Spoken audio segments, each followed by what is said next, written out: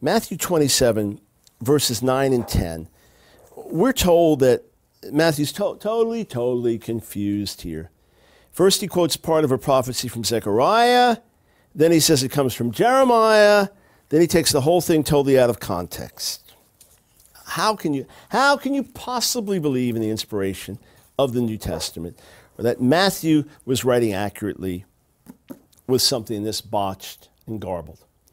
Tell you what happened when I was working on this. I compiled my list of principal objections and then worked on writing what was ultimately a 5-volume series. Originally it was going to be 1 volume. We realized it was going to take 3. The 3 became 4. The 4 became 5. As I was working on volume 4, I really struggled with Matthew 27 because I said, I don't want to give a cheap answer. I've thought about it. I've never really dug that deep and studied it with great intensity, but the little I've looked at it and the objections, the responses to them, the commentaries, now I haven't spent days and weeks and months, but the hours I've looked at it, I just haven't been satisfied with the answers. And it was troubling me because I don't like cheap answers. And even if I have solid, clear, definite evidence for 99 out of 100 things, if there's that one that's there, it bothers me. And I would rather let it sit and bother me until I get the true answer than just come up with a superficial thing and stick a Band-Aid on it. That's why some things I've read over the years, some scholars, some critic would attack something in Scripture. It had nothing to do with Jewishness, and I'd read it and look at it. It's like, that's a strong objection. I'm not sure of the answer. I'm not sure what the answer is. Let me think about it. Oh, I know Jesus is real. I know Yeshua is real. I know God's real. I know the Scriptures are true. I know my experience with God is real, but that's a good question. Let me think about it. And then it may be months later, it comes to me. I may study it for months. It may be years later. It's like, that's it. There's your answer. So I was working on this passage, and I wasn't happy with my understanding of it. And that particular night, I had a sleepless night. I had a sleepless night. Now, you have to understand, I've been following the Lord as of this recording over 41 years. And I don't struggle with doubt. I don't struggle with doubt as to the existence of God. I don't struggle with doubt in terms of the Bible being God's Word. I don't struggle with doubt in terms of God's faithfulness and goodness. If I pray and cry out and don't see an answer, if I pray and cry out for something critical and don't see an answer, it may be painful, but I just have faith. I don't question. I don't question whether Jesus is the Messiah, whether Jewish people will ultimately turn and Romans 11:26 be fulfilled. I don't question that. I'm quite confident about it. I'm sure about it. Oh, I have testing and challenges and pressure and battles, and sometimes it's very intense, sure. But I don't get challenged a lot in terms of faith. Over the 41 years, there have been just a few times where it was overwhelming, this assault on my faith, and you're just supporting it. It's not true. You're just making it work. And whether it's an attack on, you've never seen God really move. You've never seen God really work. You can't possibly say this is messianic. You can't possibly say it's about Jesus. Whatever the attack was, there have been a few of them very intense. And I've earnestly cried out to God in the midst of it. And I've gotten answers. The answers have actually strengthened my faith thereafter. I came through stronger than I was before. Well, this was one of those nights. This was one of those nights. Every objection seemed to hit me. Every attack on the New Testament seemed to hit me. Every atheistic assault on the reality of God seemed to hit me. Every counter-missionary objection seemed to hit me. Everything questioning my experience in God over the years. I mean, it was intense. A sleepless night. The next day, I went back to this text and started digging, and whoa, that's what Matthew was saying. That's what he was getting at. Wow, so I want to go through this and take a little time and say, let's say this was something in Talmud, you're a religious Jew, you dig and try to figure out, okay, well, was he saying this, or was he saying this, or should I interpret it like this, or should I interpret it like this? Let's look at Matthew in a little more depth here. Matthew chapter 27. Are you ready? Matthew 27. Verse 3, when Judas, his betrayer, saw that Yeshua was condemned, he changed his mind and brought back the 30 pieces of silver to the chief priests and the elders. So to whom? Chief priests and elders, saying, I've sinned by betraying innocent blood. They said, what is that to us? See to it yourself. And throwing down the pieces of silver into the temple, he departed, and he went and hanged himself. But the chief priests, taking the pieces of silver, said, "It is not lawful to put them into the treasury, since it's blood money." So they took counsel and bought with them the potter's field as a burial place for strangers. Therefore that field has been called the field of blood to this day. Then was fulfilled what had been spoken by the prophet Jeremiah, saying, "And they took the 30 pieces of silver, the price of him on whom a price had been set by some of the sons of Israel, and they gave them for the potter's field as the Lord directed me." Problem number one, that's not Jeremiah, that's Zechariah. He's primarily quoting Zechariah, but with reference to Jeremiah's prophecies about judgment on Jerusalem, judgment on the chief priests' elders. And he wants us to know it's not just a prophecy of Zechariah, it's also a prophecy of Jeremiah. Dig and look. And this is also one of those passages which indicates to us that he was reading this in Hebrew, not in Greek, not in an Aramaic paraphrase. So let me break this down for you, all right? Let me break this down for you. First problem, text seems to come from Zechariah 11 rather than anywhere in Jeremiah. Second, there's no reference to a potter's field in the text in Zechariah. They took the 30 silver coins, the price set on him by the people of Israel, and they used them to buy the potter's field as the Lord commanded me. Zechariah 11 through 13 doesn't mention a potter's field. Let's just go back and look at that. There's no potter's field mentioned. Here's what's written in Zechariah 11, beginning in verse 11. So it was annulled on that day, and the sheep traders who were watching me knew that it was the word of the Lord. Then I said to them, "If it seems good to you, give me my wages, but if not, keep them." And they weighed out as my wages 30 pieces of silver. Then the Lord said to me, "Throw it to the potter, the lordly price at which I was priced by them." So I took the 30 pieces of silver and threw them into the house of the Lord to the potter. Matthew says they took the 30 silver coins, the price set on him by the people of Israel, and they used them to buy the potter's field as the Lord commanded me. So, first thing, did Matthew get Zechariah and Jeremiah confused? Well, the problem with that is that he had a long time to work on this. To get it confused is strange, and then why didn't all the scribes afterwards just change it? Okay, Matthew made a mistake here. He made a mistake. We're copying this text out, and we see you made a mistake. So that's unlikely. He's quoting from memory, made a mistake. Well, he wasn't just quoting from memory. He'd studied these things, looked at them for years. And the idea that a later scribe changed it, well, you're not going to do that. The scribe's not going to change something correct and make it into something erroneous, then everybody else copies that out. And the idea that it was part of a larger scroll, and it's possible many Christians use that explanation. I'm in no way convinced of it. So my understanding is this: while quoting primarily from Zechariah, Matthew was pointing the reader to a key passage or theme in Jeremiah as well, one that tied in with the point he wanted to make. Thus, to draw this to the reader's attention, he made reference to Jeremiah, since the reference to Zechariah would be obvious. Now, we have Mark, by the way, quoting from both Isaiah and Malachi, but it says it's written in Isaiah the prophet. So he quotes Isaiah and Malachi, but just references Isaiah, the greater one, the one that comes first, quotes that, and then quotes Malachi as well. So Matthew could be doing something similar to this. What about the potter's field? Well, first let's deal with the issue of the potter. In the NIV, Zechariah 11:13 reads, "And the Lord said to me, throw it to the potter, the handsome price at which they priced me. So I took the 30 pieces of silver and threw them into the house of the Lord to the potter." The New Jewish Version reads, "The Lord said to me, deposit it in the treasury. And I took the 30 shekels and deposited in the treasury in the house of the Lord." With a note that the meaning of some of the words, including treasury, is uncertain. This is interesting. In the Hebrew text, it reads hayotzer, the potter, but some textual interpretive traditions understood this to be the equivalent of ha'otsar, the treasury. That's how some of the rabbinic commentaries read it. Or ha'otzer, the keeper of the treasury.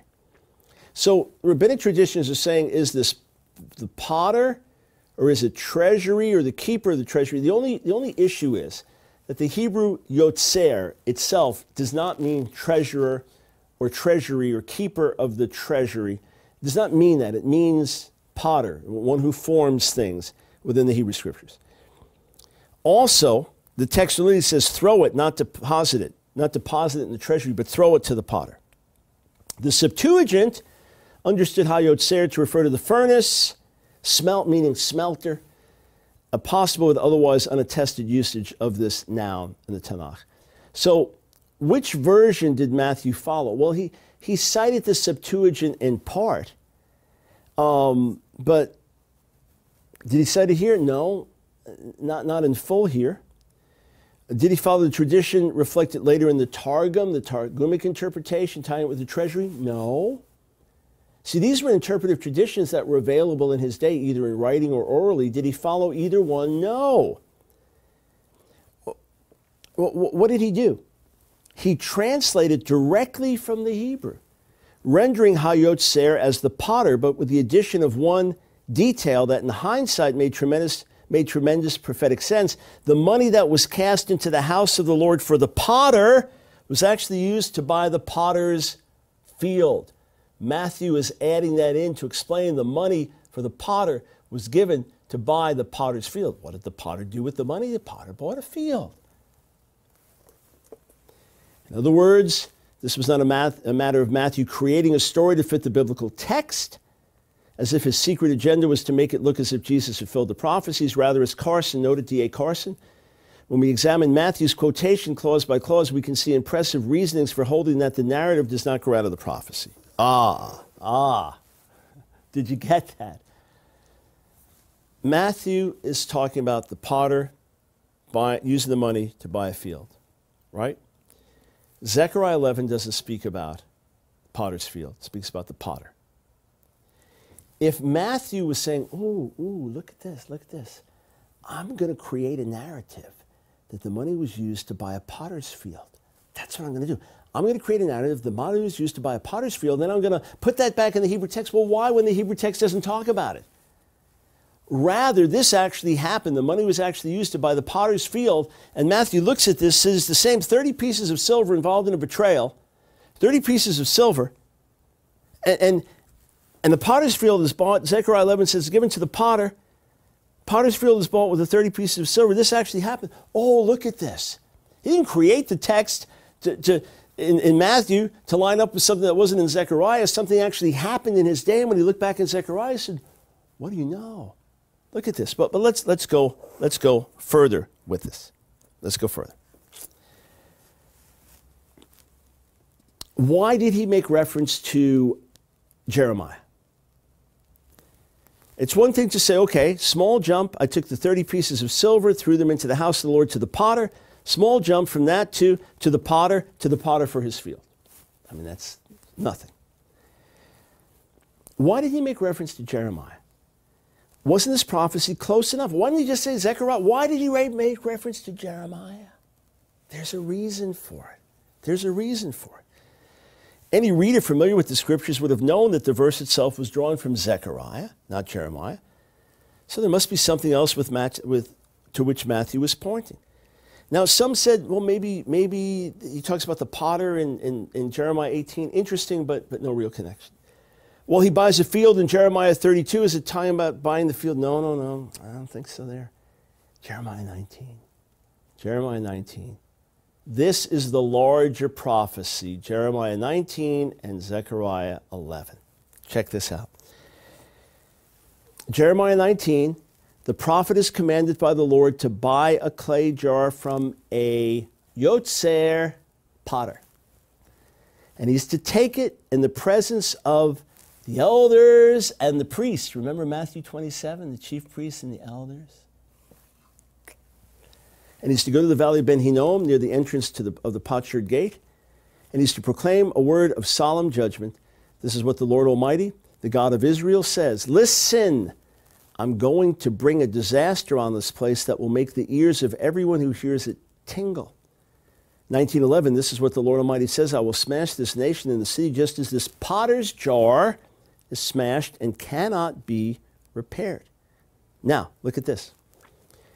19:4. Not only would God destroy Jerusalem because of its idolatry, but also because, quote, they have filled this place with the blood of the innocent. Matthew 27:4. What does Judas say? I have betrayed innocent blood. What happens to Jerusalem as a result of the betrayal of innocent blood in Jeremiah's day? City destroyed. What happens to Jerusalem as a result of the betrayal of the Messiah and shedding of innocent blood? City destroyed. And interestingly, just a linguistic connection, a Yotzer, a potter, connected with Jeremiah 19 and connected with Zechariah chapter 11. And hang on. It was this blood money that was used to buy the potter's field, called what? Field of blood. And to whom did Judas make this confession?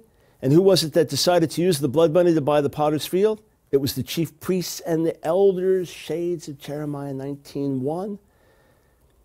Note also that Jeremiah, after breaking the potter's jar, declares, they will bury the dead in Tophet, in the valley of Ben Hinnom, until there is no more room, where the potter's field in Matthew 27 becomes as a burial place for foreigners.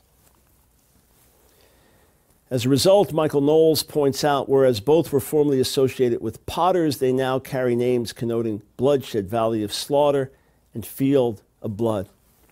So what was Matthew actually saying here? What was Matthew actually saying? He's saying, remember the potter. Remember the blood guilt. Remember Jeremiah's prophecy about the destruction of our city and temple. It happened just as he said it would. And today there's even greater blood guilt with even greater consequences. We betrayed God's Son. We've given the Messiah over to death. Judgment is near. So by citing Zechariah, which is very literal, with the 30 pieces of silver now being taken and given to the potter, and Jeremiah says yes, Matthew says yes to buy the field, the potter's field. Messiah betrayed for 30 pieces of silver. He cites Zechariah, but he references Jeremiah to make you dig deeper, and then you realize, oh my, blood guilt.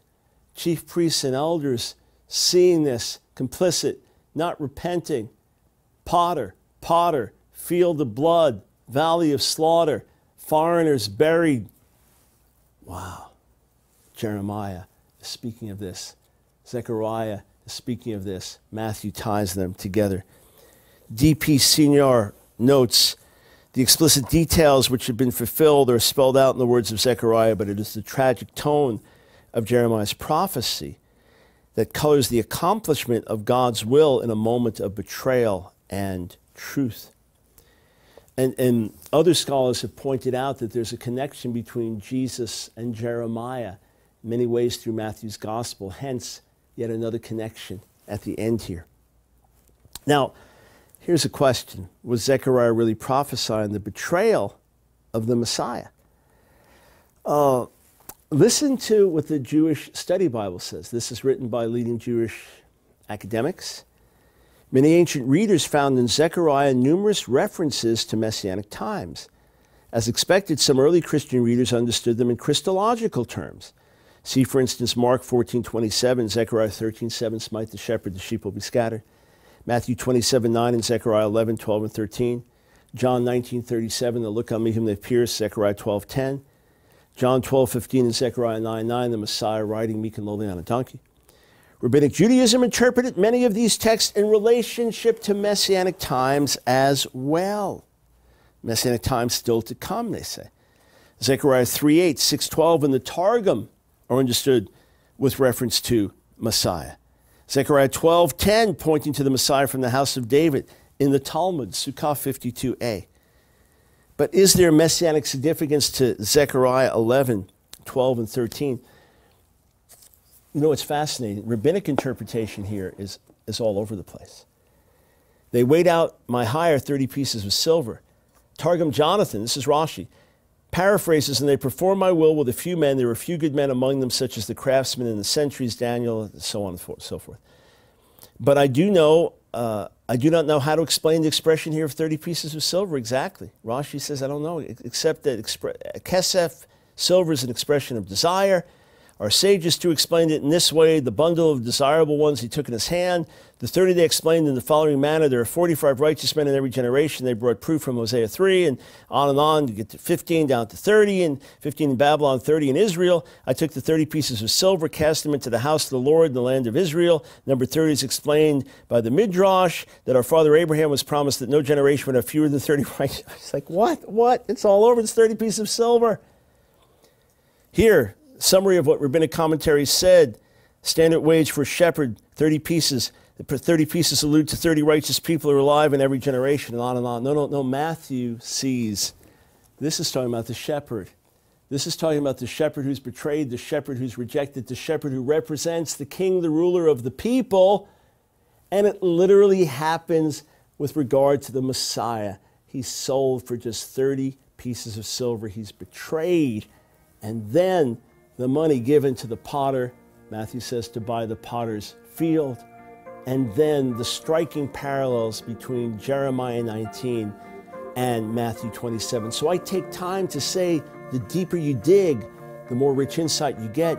Put against the grid of Jewish interpretation of the first century, this is amazingly sober and deep.